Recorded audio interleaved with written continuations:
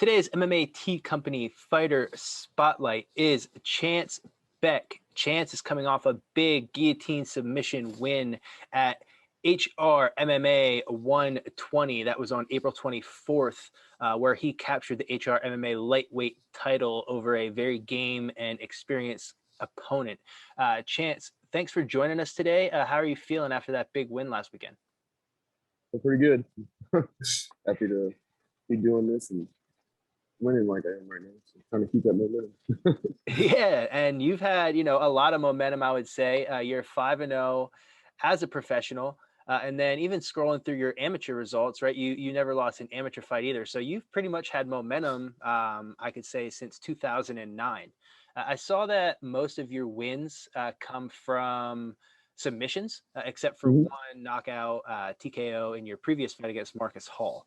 So Yeah. would you say that you are traditionally a Brazilian Jiu-Jitsu fighter?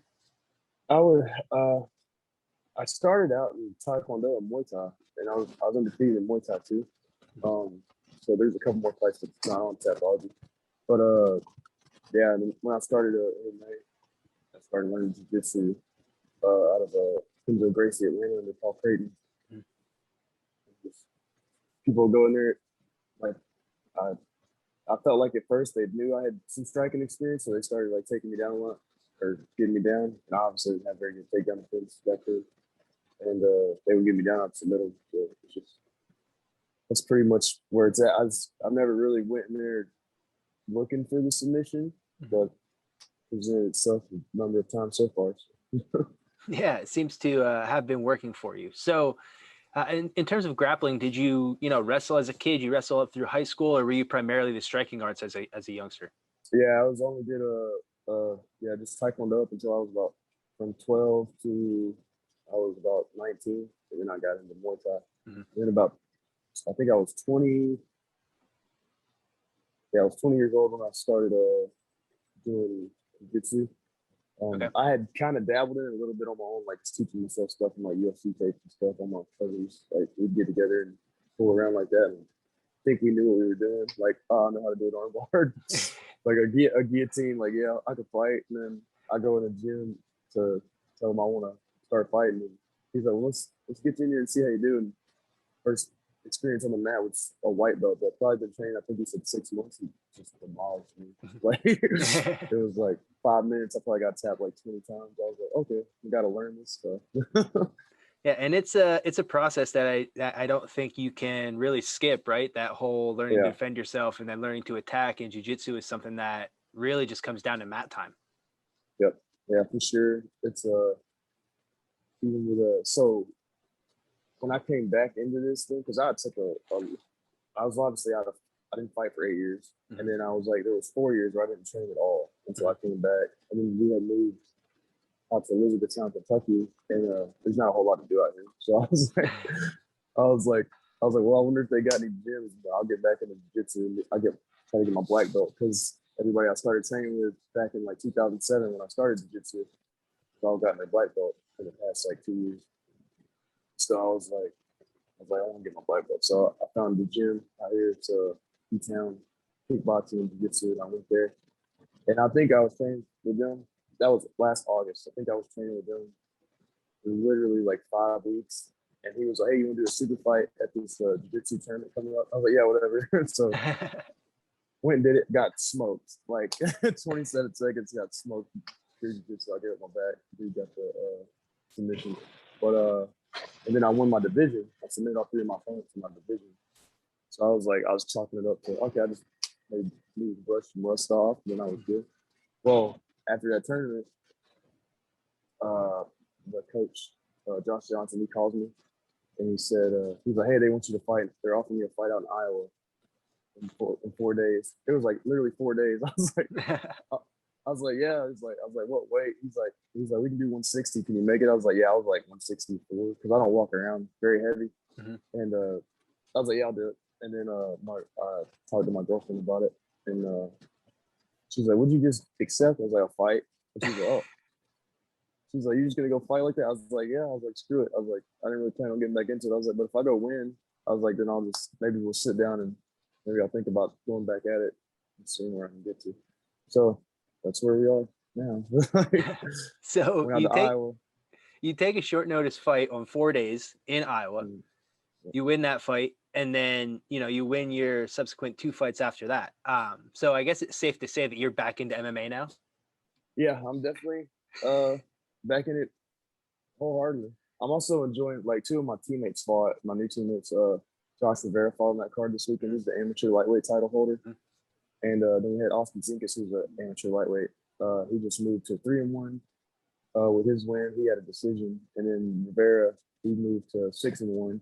He got a TKO in the first round with a body shot. And they both fought very, very tough opponents. But it was like, I've been enjoying the process a little more as far as like helping coach, on like Monday and Wednesday night, it's like just us. It's really just been us three. It's not a very big gym. So it's been us three in there training on those nights. Like, we got a crap ton of jiu-jitsu players there that are really good, a lot of wrestlers. We just don't have a huge MMA team. I mean, it's hard to find guys that want to come get punched in the face all the time. But we got a lot of really good jiu-jitsu guys, but us getting in there. We're very spent time in Thailand, so he's good. He's only 21, man. And that kid, I think he's ready to go pro already. But yeah, we just get in there and like we're just doing our thing. I used to teach in Atlanta for a while when I was with Creighton MMA down there, so I'm used to helping run practices. So that's been another part of it. I'm starting to like again. Just helping those guys and see them do. And have you found that since you've been helping them and you've been, kind of coaching a little bit, that, having the knowledge to, tell someone or show someone how to do something is also improving your game by thinking about it more critically and thinking about it on a different level of detail? Yeah, for sure. I think like in this last fight, I mean, if you look at my past fights, yeah, there's been fights where I've gotten a takedown, couple fights where I've gotten takedowns, but to go out there and take somebody down like that, like Ruben, I mean, who's known for being like one of the best wrestlers out here, and like just being able to dominate him like that, I surprised myself, but I was consciously in the fight the whole time. Like I was so aware of, like, because we've been going over defenses because Rivera was fighting a brown belt in jiu-jitsu, and he's only a blue belt. So we went over defenses in case he ended up in bad spots there. We did a lot of positional drills. I mean, normal stuff, But I think it's getting me to where in the fight now, it's helping my fight IQ because I'm starting to, like, I was noticing Ruben there was like at one point he like kind of started to shoot his hips for long blast, allowed me to stand up and strike a little bit, throw some ground and pound, and then settle back in his guard. And then another one where he tried to push down for the triangle, same thing. I was able to stand up, kind of pass a little bit with some strikes. And it was just those things right there, and like thinking back and looking at it in my head, I'm like, I recognize that, and I noticed it. So I think that has to do with like helping go over position drills and defense tactics and stuff like that with the guys.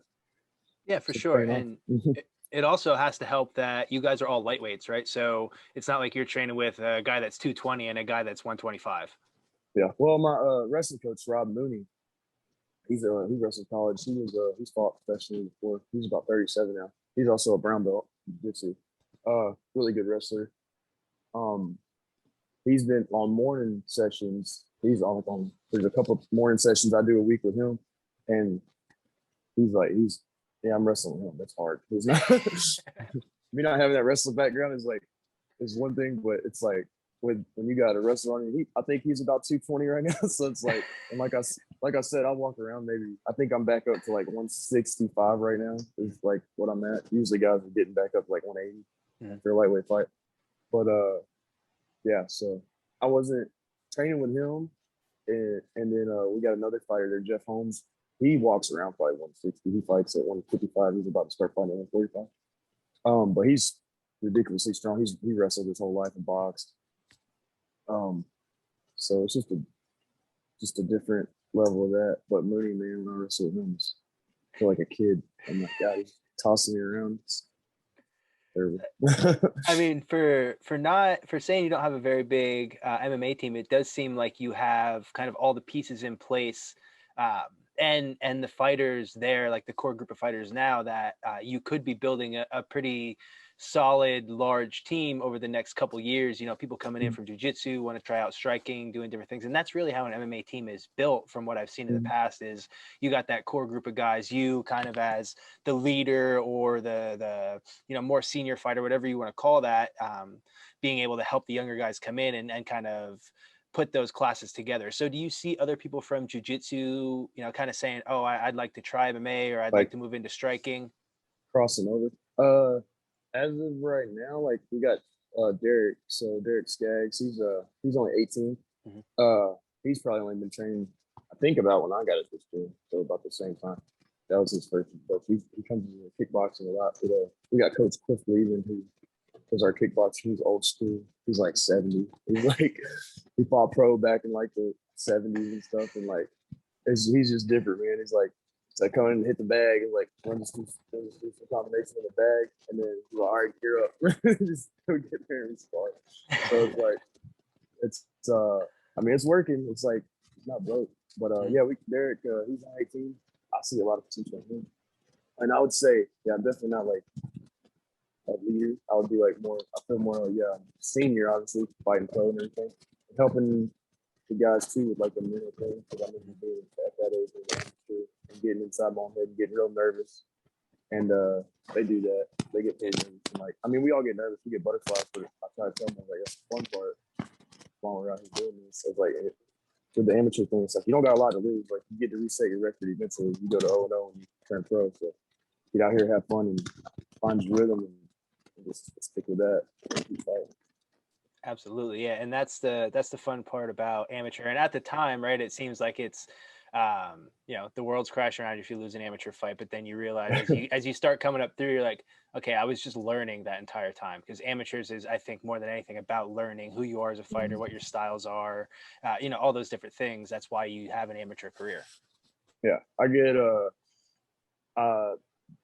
with that, like on that note, it's also, I feel like if you do well in your amateur career, then that definitely is nice when you're getting ready to turn pro, because then you have eyes on you, like looking at you, like, oh, let's see how this kid does in the pro ranks, and like gets out there and sees fighting. And I'm not gonna lie, like back when I started fighting amateur in like 2007, it was those guys weren't. I don't think they were as good as they are nowadays, because I'm sitting here, I'm working around these amateur lightweights, and I'm like, they're sitting right there hanging the whole time. Like it's like tit for tat. We're not. It's not like I'm just in practice like running through them and demolishing. We're pretty even, but I feel like it's raising their level of ability too. Being in there, like when they get to spar with me and Jeff and stuff, since we've been in fought pro, it just helps them out. The confidence, of course, and things like that. So yeah, but they're good, man. I definitely always like shouting out Austin and Austin Zinkus and Josh Rivera, because it's like they need eyes on them, because these kids are going places. I feel like probably another 3 years they should easily be going pro. They could probably do it sooner if they wanted, but I feel like they're kind of slow rolling themselves just to settle in. But yeah, I think when they do, they're gonna be good.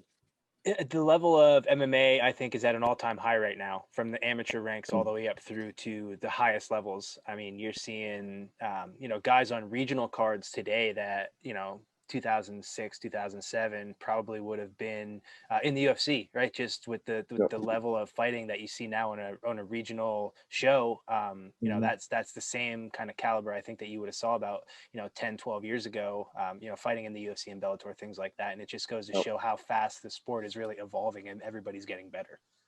Yeah. It's I feel like it's starting to, especially you got guys that already have like a wrestling background, or they come up with like a Muay Thai background, and they were young, they were doing that, judo, stuff like that.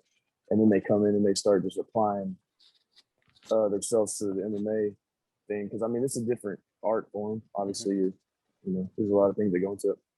But it's like you get in there, this is one thing I always preach at the go, like cardio. We have to be in shape. You can't. It's the only thing you can control. Yeah, you cannot slack off on that. And there's no secret to it. They like, I don't when we're doing ours, they're like, "What do we do for cardio?" I'm like, "We get a lot of rounds in. Like, Mhm. just work. We do a lot of rounds because I've seen guys like teammates. They'll go and they'll run up mountains and they'll smoke me. And like they'll be my buddy. I used to have a buddy Vlad. We trained together in Atlanta. We'd go to Stone Mountain, Georgia. And he would run up and down that mountain twice in the time it took me to get up and down it once. But then we'd be in the gym sparring. He'd gas Mhm. like hard. So I was like, I was just always in there like 3 times a day, just getting rounds in, sparring, rolling, doing all that. Keep them on the cardio thing and then pad work and stuff, technique. Just a lot of repetitiveness. Mhm. Probably gets boring sometimes. You want to look good when you get out there. Yeah, exactly. So for you, right, you're 5-0 now, just coming off a pretty dominant performance, I would say, in your last fight. Captured the lightweight belt. What do you see in store for you moving forward? I know that you took a long time off. You weren't sure if you were going to fight MMA. Now you say you're back in. You're fully invested. So what's coming up next for Chance Beck? So after I won that fight, they asked me who I thought I should fight next. I said Adam Asenza. So he's the number one lightweight out of Ontario right now, as far as regional rankings go. Once you make it in like UFC Bellator, you don't get ranked in the regional scene. Yep. So he's the number one regional lightweight out in Ontario. He just fought.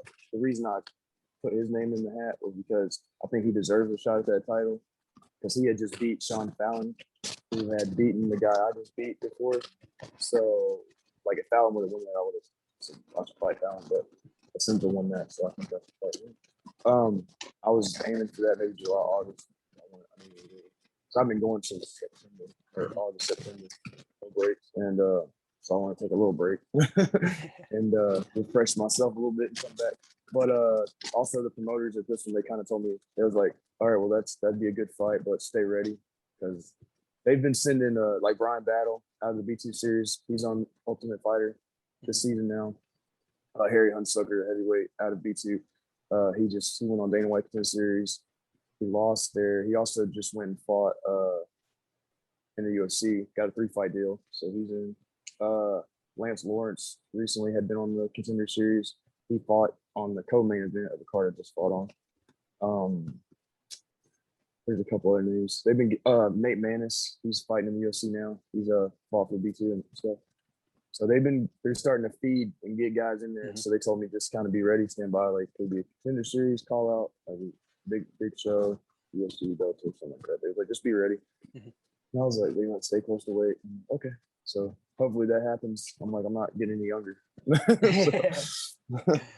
Awesome. Well, we're looking forward to it. Whether you get that fight of that call out or shot at the Contender Series, short notice fight with the UFC, whatever that may be. We're excited for next steps in your career.